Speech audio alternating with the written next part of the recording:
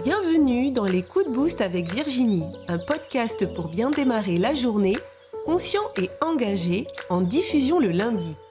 À partir d'une citation qui m'a inspirée, je vous apporte des angles de réflexion et surtout une tonne d'ondes positives pour cette journée et plus encore. Si vous souhaitez être informé de la diffusion de chaque nouvel épisode, abonnez-vous sur votre plateforme de podcast préférée. Et sur YouTube, pensez à cliquer sur la petite cloche, sinon vous ne recevrez pas les notifications. Pour vivre ces coups de boost en live, rendez-vous le mercredi dans le groupe Facebook privé Osmose, harmonisons nos relations. Vous pouvez aussi me retrouver sur ma chaîne YouTube Virginie Chastel ou ma page Facebook du même nom.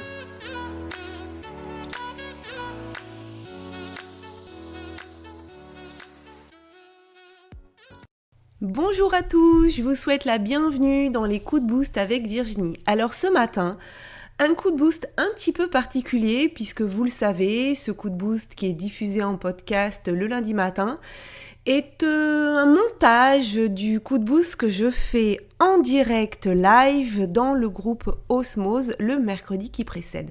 Et mercredi dernier, il y a eu un souci, c'est qu'à la fin du coup de boost, la vidéo a disparu de Facebook. Donc, je n'ai plus l'enregistrement de ce coup de boost. Néanmoins, je tenais vraiment à vous faire partager ce qui avait été dit, puisque j'ai eu de très bons retours et qui, du coup, remuait un petit peu le couteau dans la plaie.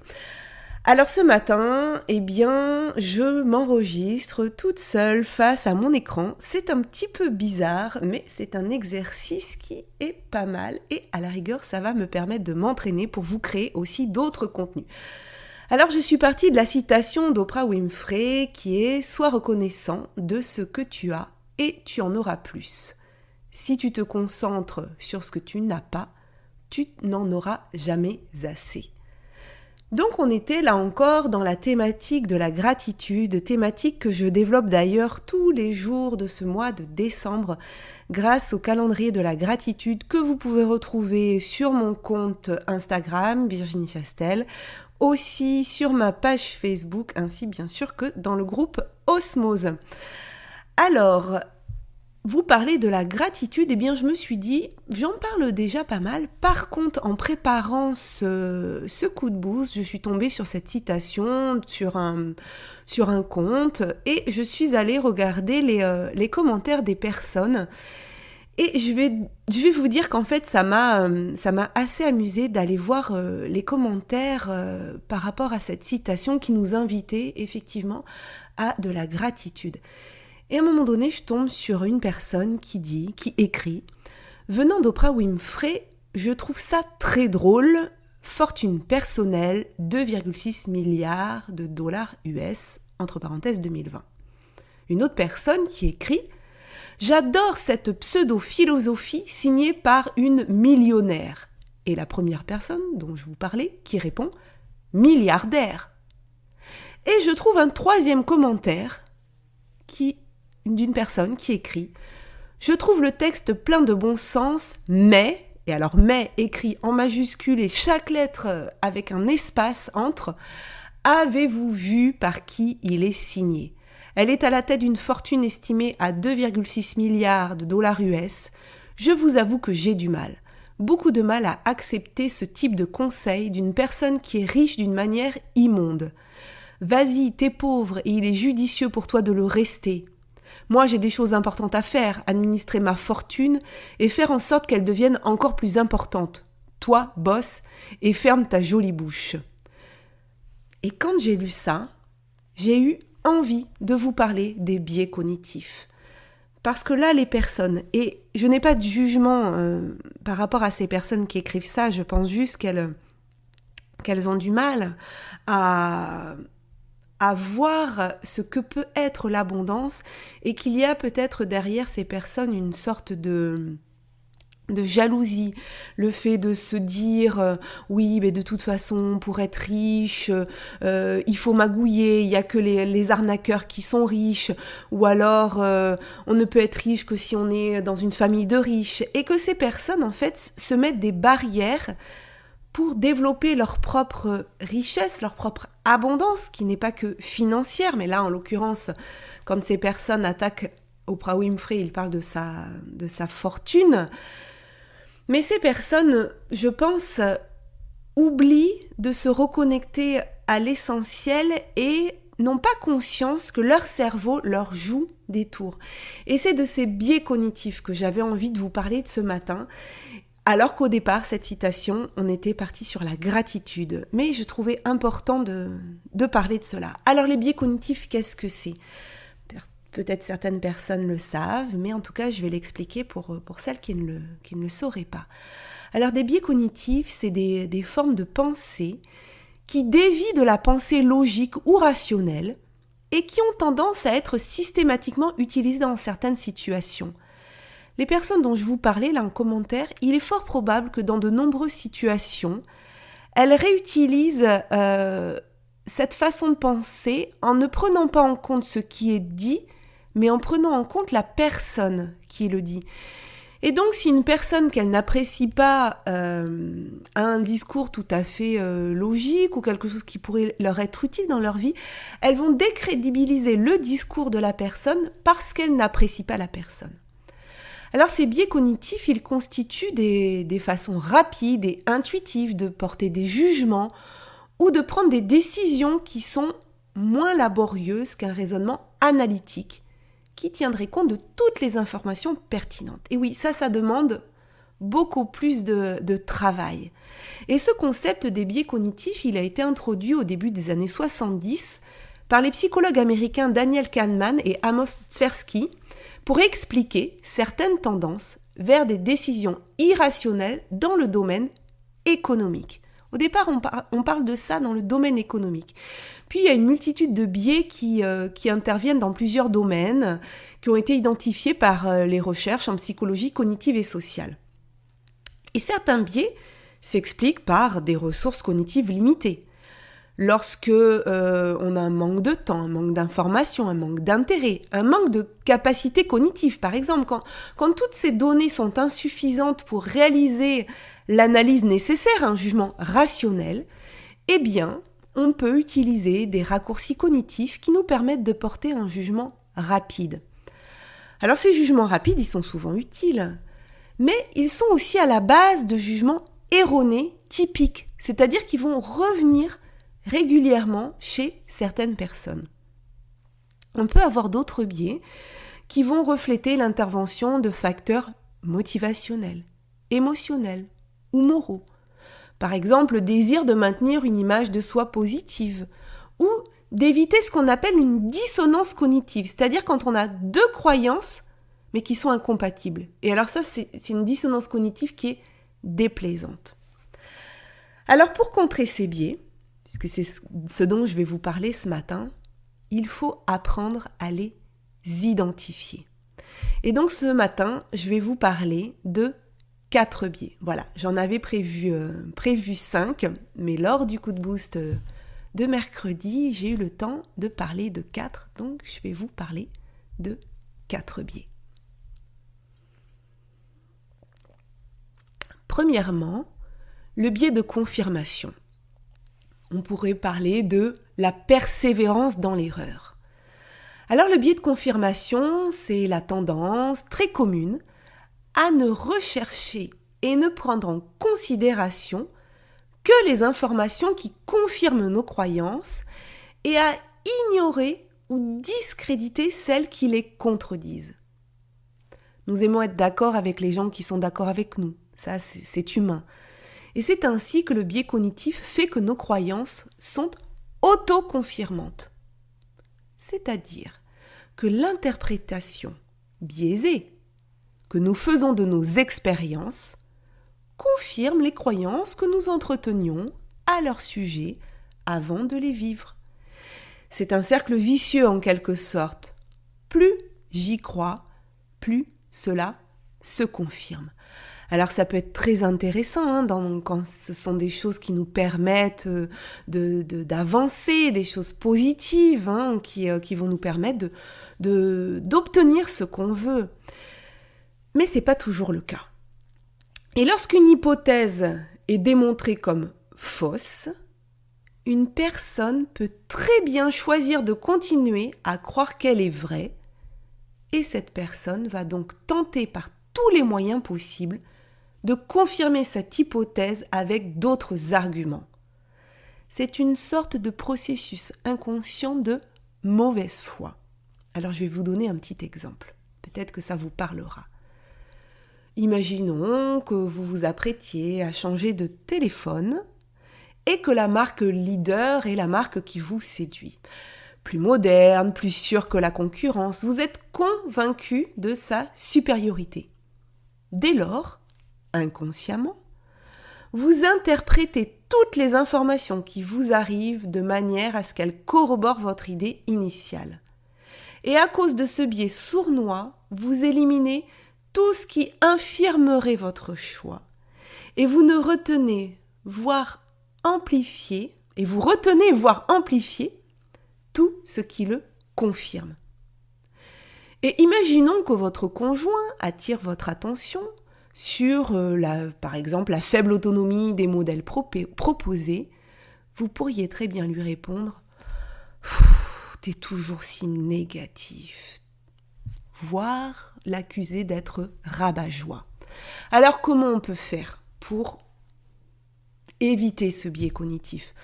On peut peut-être s'efforcer de suspendre notre jugement afin de nous laisser le temps d'étudier le sujet sous tous les angles et d'examiner les produits ou les options des concurrents.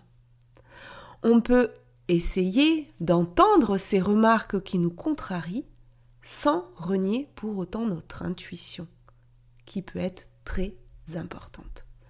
Voilà déjà le premier biais dont je voulais vous parler, qui est le biais de confirmation. Le deuxième biais, c'est le biais de disponibilité. Alors, je vous disais que j'allais vous parler de 4 biais ce matin, mais il en existe plus de 200, donc on pourrait en parler pendant des heures. Mais aujourd'hui, 4, ça va suffire. Alors, le biais de disponibilité ou la difficulté à assimiler de nouvelles informations. Honnêtement, qui n'a jamais pris un sens interdit malgré le panneau rouge et blanc dans une rue qui jusqu'alors était ouverte à la circulation dans ce sens-là? Ou qui n'a jamais grillé un feu tricolore qui n'existait pas avant à tel carrefour?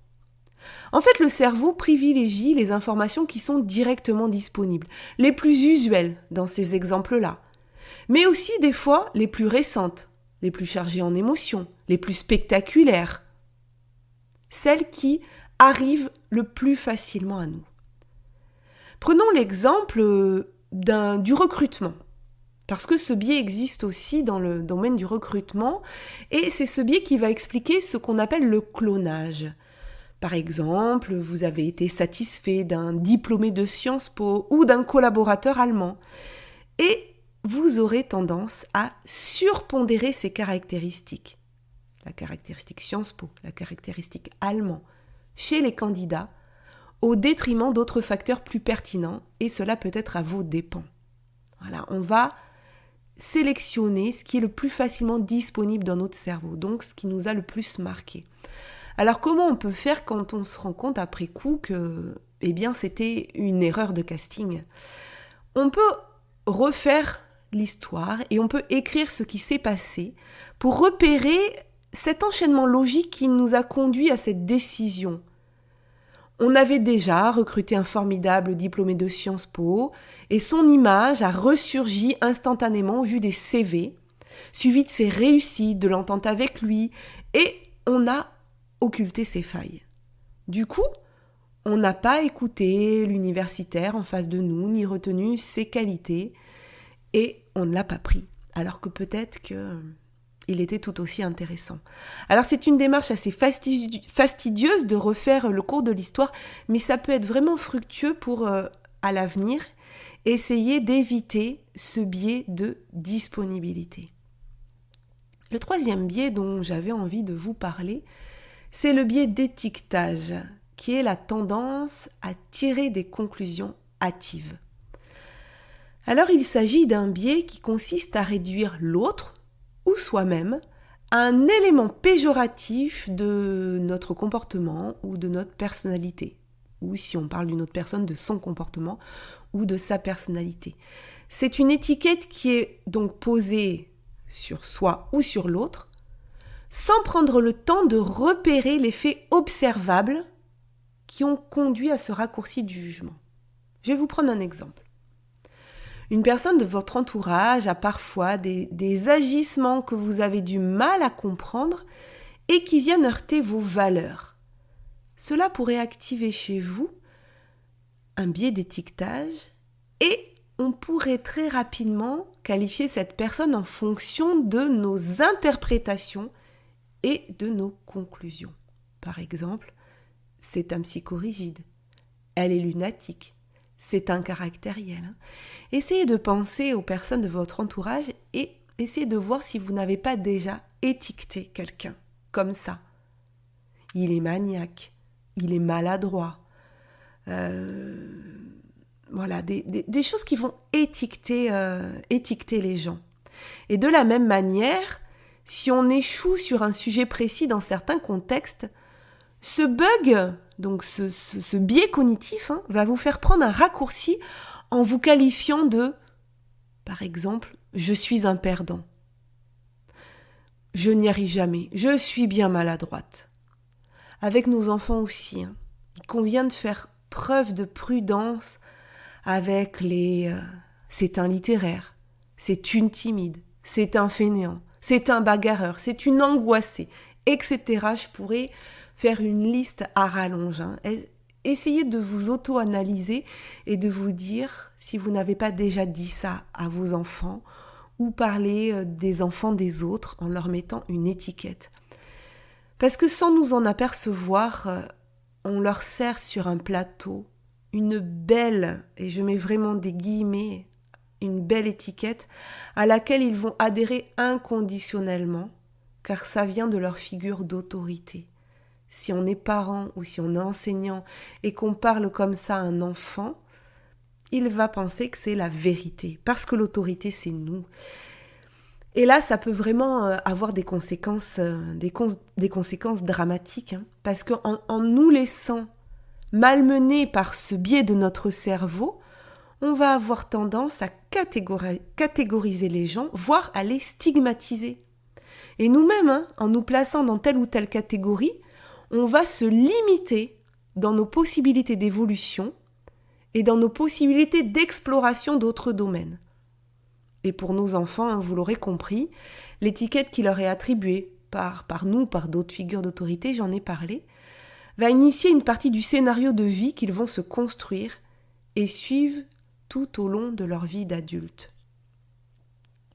Je profite là d'enregistrer à nouveau ce podcast pour vous faire part d'un message que j'ai reçu il y a quelques jours, donc c'était après le live de mercredi, d'une personne avec qui j'avais échangé et qui m'avait envoyé un questionnaire et moi je suis enseignante et les fautes d'orthographe je les repère tout de suite et quand une personne me demande de lui faire un feedback sur son travail, tout ça, si je vois des fautes, je pense que c'est aussi de mon devoir de lui dire pour l'aider à s'améliorer. Donc cette histoire remonte à juillet et je ne m'en rappelais plus et j'ai dû lui dire peut-être que ça serait bien qu'elle fasse relire son travail par une personne qui relirait son travail et peut-être qu'il pourrait corriger ses fautes. Je l'avais fait d'ailleurs pour Céline. Céline, si tu m'écoutes, tu te rappelles, j'avais vu des fautes dans tes publications et je t'avais proposé de te corriger tes fautes et tu m'avais dit voilà, que comme tu étais dyslexique, c'était compliqué pour toi, donc ça t'avait bien rendu service. Et à cette personne, eh bien, j'avais fait pareil.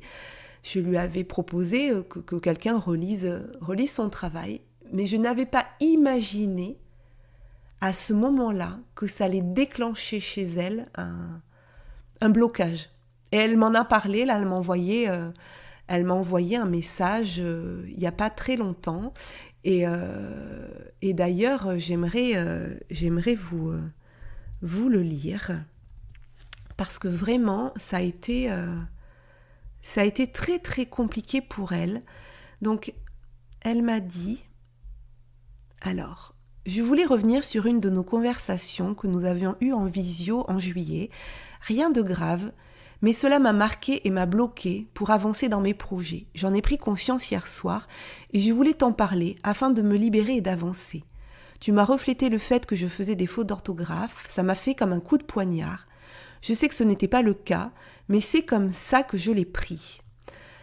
Alors, elle parle d'une personne qu'on connaît toutes les deux, voilà, qui dit que voilà, c'est pas important de faire des fautes, par exemple, et qu'il vaut mieux être imparfait et passer à l'action. Mais elle continue, mais disons que cela a renforcé la faible estime de moi, même à une réflexion. Donc ça l'a ramené à une réflexion qu'un prof de français m'avait fait lorsque j'étais enfant. Toi, tu ne feras rien de ta vie, juste bonne à vendre des cacahuètes. Donc elle me dit, pour moi, c'était important de te le dire pour évacuer et avancer dans mon cheminement. Voilà. Et après, elle me dit voilà, qu'elle a créé sa page Facebook, elle va commencer à la faire vivre. Après avoir libéré mon cœur, elle me dit, et elle finit, voilà, bravo pour tout ce que tu fais, avec toute ma bienveillance. Et moi, voilà, je lui dis que vraiment, j'étais désolée, que j'avais pas souvenir de l'avoir blessée. Et en fait, ce qu'elle me dit, c'est pas moi qui l'ai blessée. C'est qu'en lui parlant de ses fautes d'orthographe, alors que cette personne a la quarantaine, moi, en lui parlant des fautes d'orthographe et juste en voulant lui faire un feedback positif, je l'ai ramenée à un souvenir qu'elle avait d'un enseignant qui lui avait dit qu'elle ne ferait jamais rien, un enseignant de français, qu'elle serait bonne qu'à vendre des cacahuètes. Donc, vous imaginez les dégâts que ça peut faire, ce biais d'étiquetage. Voilà ce que j'avais envie de vous dire. Alors, comment on peut faire ? Mais l'idée, pour limiter les méfaits de ce biais cognitif, serait de se concentrer de préférence sur l'effet observable d'un comportement ou d'une situation et d'éviter d'en tirer des conclusions sur la personne dans son ensemble. Voilà. Parlons de faits, parlons du faire et pas du être. Et donc, il devient plus approprié de corriger le faire plutôt que stigmatiser l'être. Par exemple, on peut dire « Il a parfois des difficultés à lâcher prise », donc là on parle du faire, plutôt que dire c'est un psychorigide, parce que là on parle de l'être. Voilà. Donc vraiment ce biais, je le trouve très intéressant, et d'ailleurs j'en avais pas parlé tout à fait sous cet angle-là lors du live de mercredi, donc je profite d'enregistrer à nouveau pour en parler comme ça. Je bois un petit peu. Alors le 4e biais dont je vais vous parler ce matin, c'est le biais de disqualification du positif. Le nom de ce biais cognitif est assez parlant pour en comprendre le sens. Il s'agit de la tendance à transformer une expérience positive ou neutre en une expérience négative. On retrouve ce biais très actif chez les personnes souffrant du fameux syndrome de l'imposteur. Tout ce qui pourrait prouver à une personne parasitée par ce biais que ce qu'elle réalise est de qualité et qu'elle en est à l'origine, sera discrédité ou minimisé. Prenons un exemple pour que ce soit plus clair. Alors vous avez réussi une présentation au travail et vous avez reçu les compliments de vos pairs et même de vos supérieurs hiérarchiques. Et plutôt que d'accueillir ces remarques de reconnaissance à leur juste valeur, vous ne tarderez pas à penser qu'ils font ça juste pour vous faire plaisir, mais qu'ils se trompent car ils ne connaissent pas votre vraie nature. Ou alors qu'au fond, vous ne méritez pas ces compliments car vous avez juste eu de la chance de réussir cette présentation. Alors en transformant vos expériences positives ou neutres en expériences négatives, vous fermez la porte à la satisfaction d'un des besoins fondamentaux qui est le besoin de reconnaissance. Et du coup, c'est un peu comme si l'on se privait de certains nutriments essentiels à notre bien-être. Tôt ou tard, on va être en carence et le retour de bâton peut se révéler douloureux. De l'autodévalorisation, une perte de confiance, une mésestime de soi, etc. Alors comment on peut faire pour éviter ce biais de disqualification du positif ?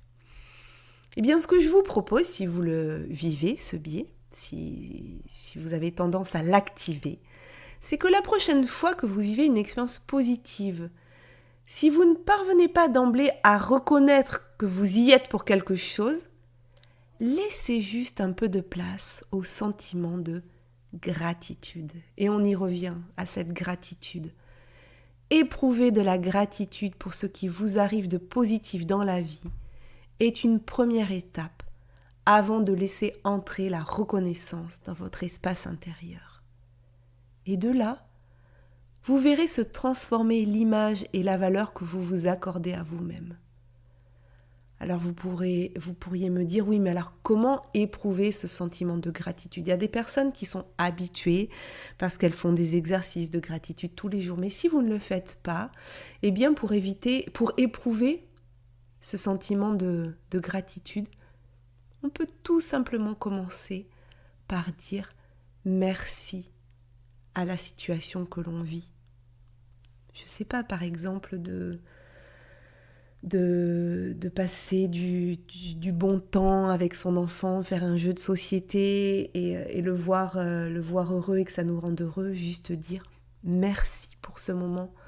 Le fait d'avoir réussi à faire une présentation devant ses collègues et de voir que ça s'est bien passé, juste dire merci. Voilà, sans être forcément tout de suite dans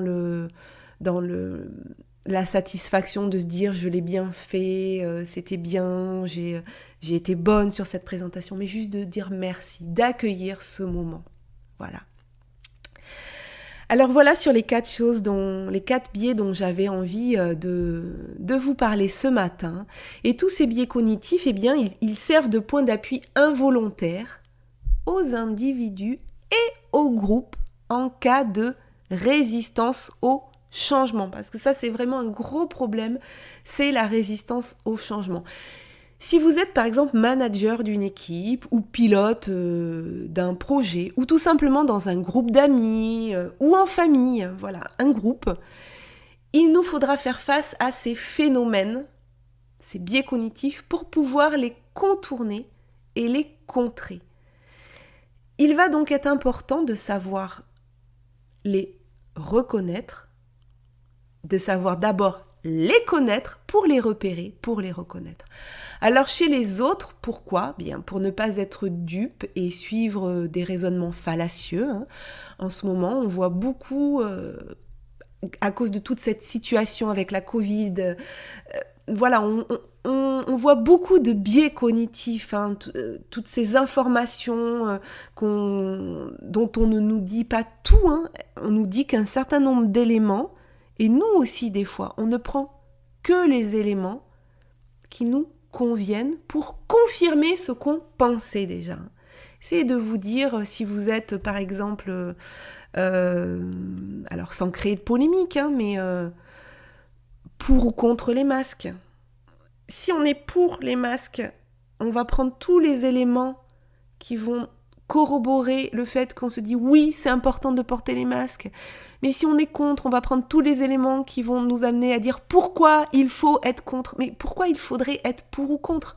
On peut peut-être juste prendre la situation et se dire voilà, je prends ces différents éléments, j'essaie de réfléchir, de ne pas tomber dans ce biais cognitif qui va faire que je ne vais prendre que les informations qui vont confirmer ce que je pense déjà, mais peut-être ouvrir un petit peu plus son esprit et se dire ça dépend. Dans quelle situation ? Ça dépend qui je vois. Voilà, d'essayer de sortir de ce blanc ou noir et de mettre un petit peu de gris, voilà, un petit peu de tolérance et de nuance. Alors je vous disais que c'était important donc de savoir connaître pour repérer ces biais donc chez les autres par exemple, mais surtout chez soi, ce que je viens de dire aussi dans ses propres raisonnements. Et c'est là que l'opération devient délicate. Car on ne peut juger de l'intégrité de notre raisonnement qu'avec notre propre mental, qui est construit avec ses erreurs d'interprétation, qui ne sont pas des tares, mais qui sont des outils, alors parfois bénéfiques quand on a besoin de prendre une décision rapidement, et parfois moins. Et ce n'est pas aussi facile d'y renoncer. On le voit actuellement, de renoncer à ce qu'on pense, de renoncer à... de se dire que peut-être on s'est fait avoir par notre propre mental. Ça, c'est sortir de la mauvaise foi. Je veux dire, quelqu'un qui utiliserait la mauvaise foi, on peut le voir chez les autres. Et la personne, elle peut nous renvoyer, nous dire, mais toi aussi, t'es de mauvaise foi. Puis nous, on dit, mais pas du tout, parce qu'on n'a pas du tout conscience qu'on s'est fait court-circuiter, qu'on a subi un bug de notre cerveau qui finalement va toujours avoir tendance à nous donner raison. Parce que cette information-là, elle est plus facilement accessible. Et c'est là que le coaching, il peut prendre tout son sens dans cette optique, dans une optique autant professionnelle que personnelle. Le coaching, c'est un accompagnement qui permet, dans ce cas des biais cognitifs, de nous exonérer partiellement et ponctuellement de leur emprise qui participent aux problèmes que nous cherchons à résoudre. Voilà. Ces biais cognitifs, ils sont ils sont partie prenante dans ces problèmes qu'on essaie souvent de résoudre. Par exemple, si on procrastine, c'est qu'il y a des biais cognitifs. Donc il faut essayer de s'en exonérer pour pouvoir avancer. Et alors, tandis que nous raisonnons à voix haute avec le coach, à la recherche de solutions, eh bien celui-ci, il écoute comment nous raisonnons en plus d'entendre ce que nous disons. Le coach, c'est un expert de cette forme d'écoute des processus cognitifs. Il est attentif aux chemins mentaux que nous prenons et il pourra nous demander pourquoi nous croyons ce que nous croyons. Comment nous en sommes sûrs? Quel autre raisonnement nous permettrait d'être plus confortable ou efficace, etc. Voilà, plein de questions pour nous faire prendre conscience de ces biais. Et avec ces questions puissantes, eh bien, nous aurons l'opportunité de voir et de débrancher ponctuellement nos biais cognitifs. Ainsi, nous pourrons bâtir des solutions débarrassées des distorsions qui nous empêchaient d'accéder à la réussite professionnelle ou personnelle. Voilà, et la réussite, ça peut vouloir dire plein de choses différentes. Alors voilà ce que je voulais vous dire ce matin. Alors là, dans cet enregistrement, bien sûr, il n'y a pas les échanges que j'ai pu avoir lors du live mercredi dernier dans le groupe Osmose. Donc vraiment, je vous invite, si vous n'êtes pas déjà dans mon groupe privé Osmose, à venir nous rejoindre. Je vous y accueillerai avec grand plaisir. Vous tapez sur Facebook Osmose, harmonisons nos relations et vous pouvez faire une demande pour accéder au groupe. À la fin, j'ai tiré, comme à chaque fois, une carte de l'oracle Souffle de vie de Stéphanie Hervé. Et il s'est passé quelque chose de magique. C'est qu'il y a une carte que je tire régulièrement. Alors, je l'ai tirée quand j'ai fait l'entrevue avec Stéphanie Hervé, que vous pouvez retrouver sur ma chaîne YouTube, 2 fois au moment de cette interview. Je l'ai tirée lors de mon premier coup de boost. Je l'ai retirée lundi dernier parce que j'étais pas très en forme et je voulais voir ce que l'oracle allait me dire. Et je l'ai à nouveau tirée lors du coup de boost en live qui a eu lieu mercredi dernier. C'est la carte l'âme agit, en 2 mots. Alors je vais vous la lire ou la relire pour ceux qui la connaissent déjà. L'âme agit. Connecte-toi à ton âme pour savoir ce que tu aimes faire. L'amusement et la joie sont tes meilleurs guides. Tu as déjà toutes les réponses en toi. Use de ton âme, laisse-la s'âme user, et la magie opérera. La magie arrive dans ta vie si tu laisses ton âme agir et te guider. Voilà, donc ce que je disais au moment du coup de boost, c'est que cette carte, eh bien, je la tirais sans cesse, alors que ça devait vouloir dire un message. Alors soit que j'écoute bien mon âme et que ça m'invite à continuer, ou alors que il faut que je la laisse agir. En tout cas, comme disait Stéphanie lors du coup de boost, cette carte peut nous parler à tous de laisser notre âme agir. Qu'en tout cas, moi, apparemment, on est aimantés, cette carte et moi. Je verrai si la prochaine fois je vais la retirer. En tout cas, j'espère que ce coup de boost un petit peu particulier, enregistré à nouveau, vous aura plu. En tout cas, les biais cognitifs, c'est sûr que je viendrai vous en parler à nouveau parce que c'est passionnant et que c'est passionnant de voir comment on peut se faire saboté par notre propre cerveau, mais qu'on a aussi les moyens de reprendre le pouvoir. Alors sur ce, je vous souhaite une très bonne journée, un très bon lundi, prenez soin de vous, et puis on se retrouve soit mercredi dans le groupe Osmose pour un coup de boost en live, soit lundi prochain sur les plateformes de podcast, celles que vous préférez, et je vous souhaite une très très belle journée. À très bientôt. Si ce coup de boost vous a plu, sentez-vous libre de le partager. Je vous invite aussi à découvrir mon autre podcast, Osmose, Harmonisons nos relations, dans lequel je vous propose tous les vendredis une aventure audio vers la découverte d'une personne qui m'a partagé son histoire, ses épreuves et les actions mises en place pour retrouver son équilibre et son énergie. Belle journée à vous et surtout, prenez soin de vous.